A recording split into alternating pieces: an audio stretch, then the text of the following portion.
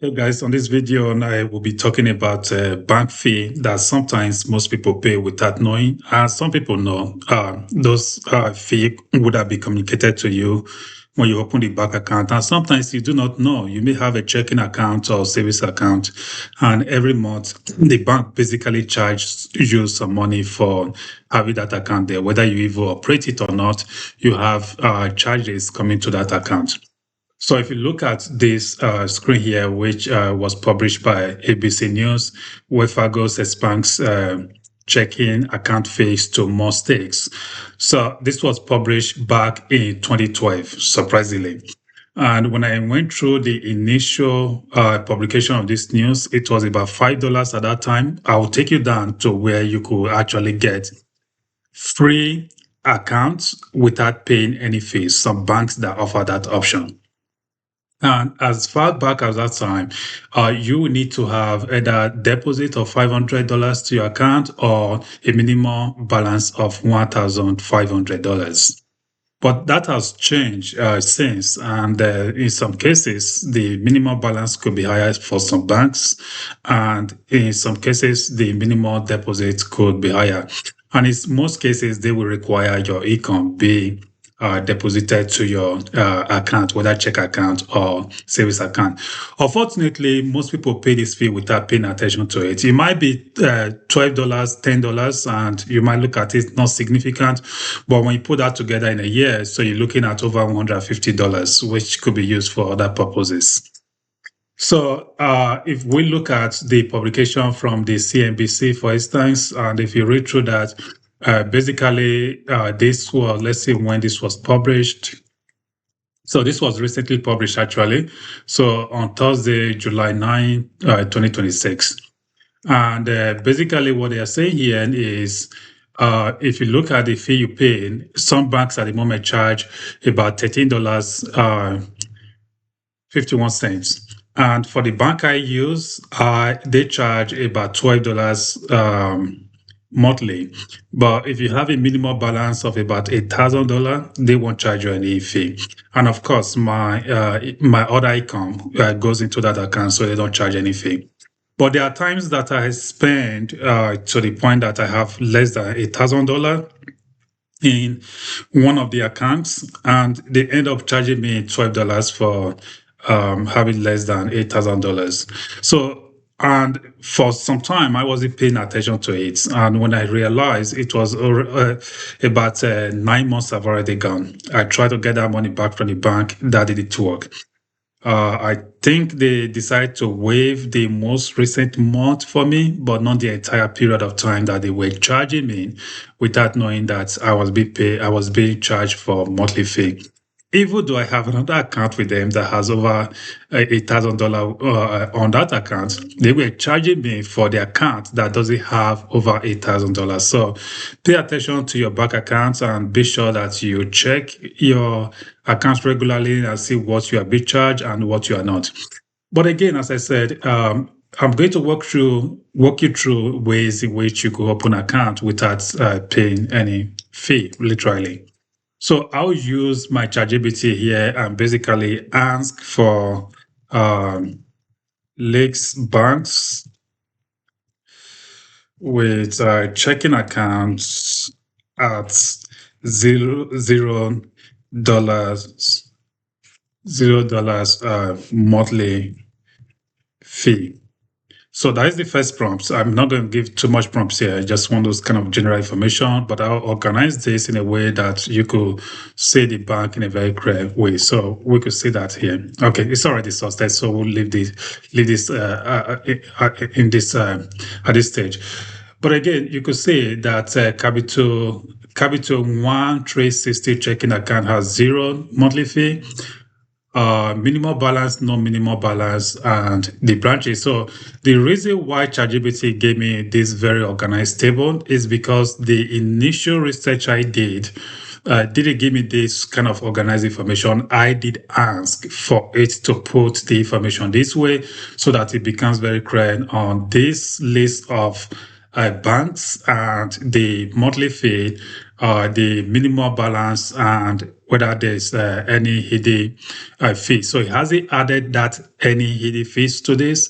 If there's a hidden fee, we should be able to know what hidden charges. So I'm going to give another prompt. I'll say include hidden charges on the table. Because sometimes you might not have okay, so you might not have monthly fee be charged to your account, but you might have some hidden fee that you pay on monthly basis. So it's always good to use your AI to quickly get that information. If it is ATM or ATM owned that is sold by other banks and you are charged if you use those ATM, I won't really bother about that because that is very conventional. Most other international banks do that too. And most banks will have those kind of charges. Those charges will be those who hold those ATM machines, and then they charge for the maintenance of that machine. So again, I also pay attention to that because some of those ATM machines can be very ridiculous.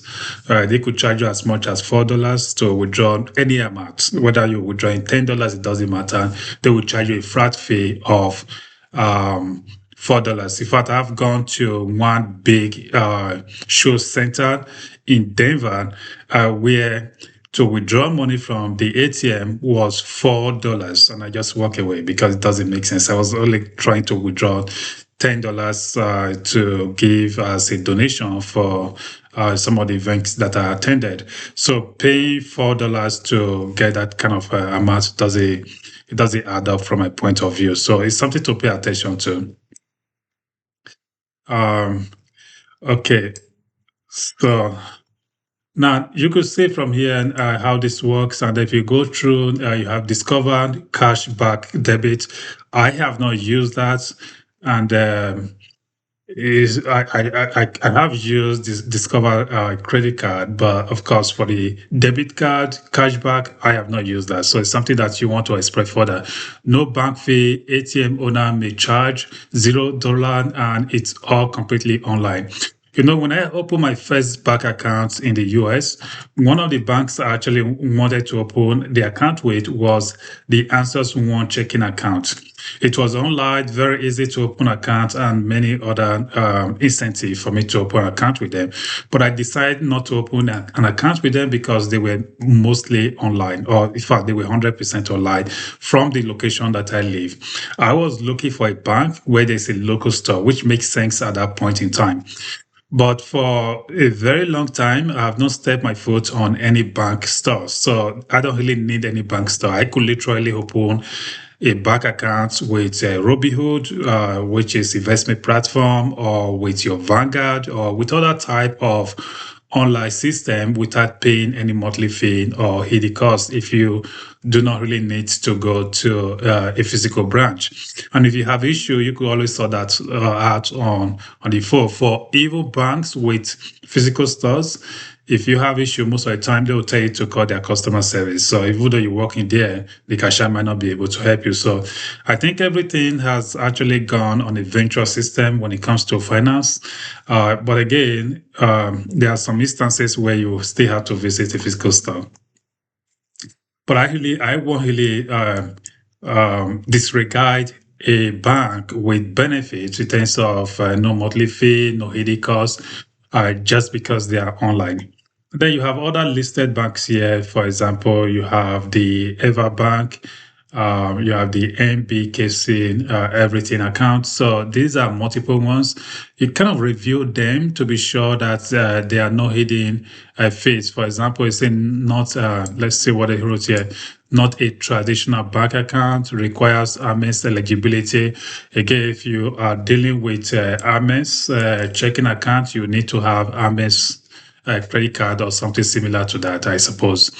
Opening deposit may be required, limited branch access for the MBKC. So if you live in a rural part of the country or out of most metro, you might probably not see branch of this bank. So it's something to consider. But again, as I said, it's not a reason for you to disregard a bank if you have access to internet and a functional computer system. completely online, early. Again, all benefits you could see from here. But one thing that you don't pay attention to when it comes to dealing with banks is the money you left in your bank account doing nothing. And inflation is going up, and that money is earning nothing. So, in my next video, I'll be talking about that, how you could maximize your return on your uninvested cash. Instead of leaving them idle, you could actually get some, whether 0.2 or 0.02 or about 3%, 4%. When so 4% I've gotten that in the past, but not right now. You could get like 2%, 3% return on your cash that is completely uninvested, depending on where you put that money. For some of these banks, you might not get anything, but of course you are not paying anything as well. It is fair for us to reasonably believe that you could walk in and get your money out anytime, and then the bank, on the other hand, could also use your money for trade while you do not invest, while your money stay with them.